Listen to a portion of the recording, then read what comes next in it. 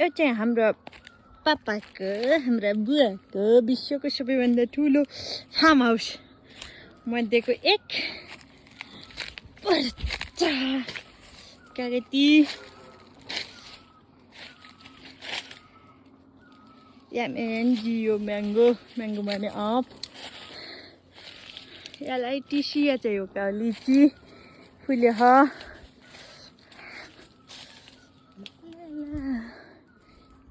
लागा कति वर्ष भयो यसले भुइँ छोडेन हाम्रो घर कागती नहुने भयो अप फुल्दै छन् कागती अर्को कागती आँप फुले ह लिची भयो त्यो कागती बाख्रा बस्ने घर चिसो हुन्छ भनेर त्यता काटेर बेरबार पार्न बुवाले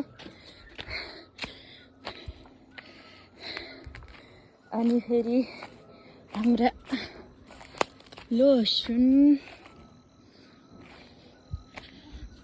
आँप फुल्यो ह आँप लसुन सागपात खुर्सानी लाउन चाहिँ यहाँ खुर्सानी गहुँ पाके अब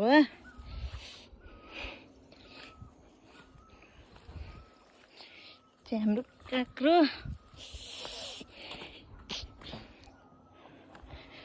ओयान अनियन त्यो इङ्ग्लिसमा भने कडा हो क्या फेरि त्यस पछाडि चाहिँ हाम्रो टमाटर हो चाहिँ हाम्रो प्याज लगाएछौँ यहाँनिर त्यो चाहिँ आलु गोपी कुनामा सेबी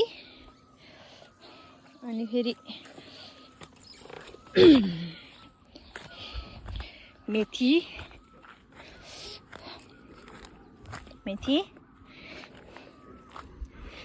दाइ भाइ दिदी बहिनी त भाउजूहरू सबैले हेर्नुहोस् घर त गइ हुनुहुन्न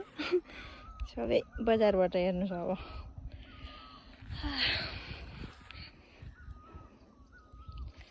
हाम्रो एउटा घर अर्को घर अनि फेरि यो चाहिँ बाख्राको घर उता थारो छ आँप चाहिँ एउटा खुब राम्रो फुल्यो त यो ठुलो आँप फलेन अहिले सम्फो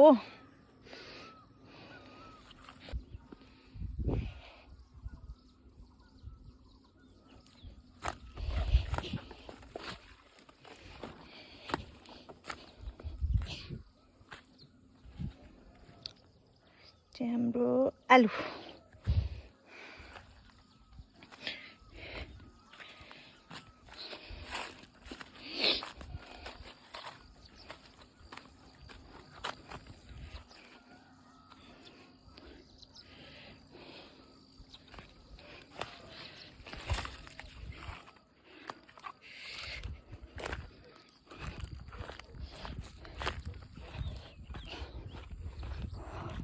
कस्तो राम्रो छ आलु चाहिँ अहिले अघिल्लो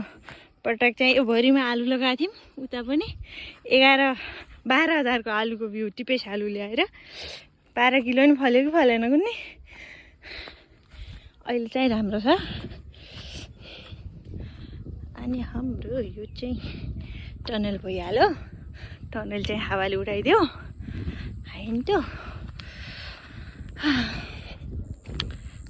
चाहिँ हाम्रो ट्र्याक्टर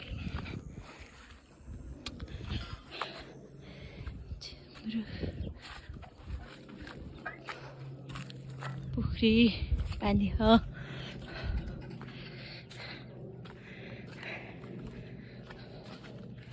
धनिया मम्मी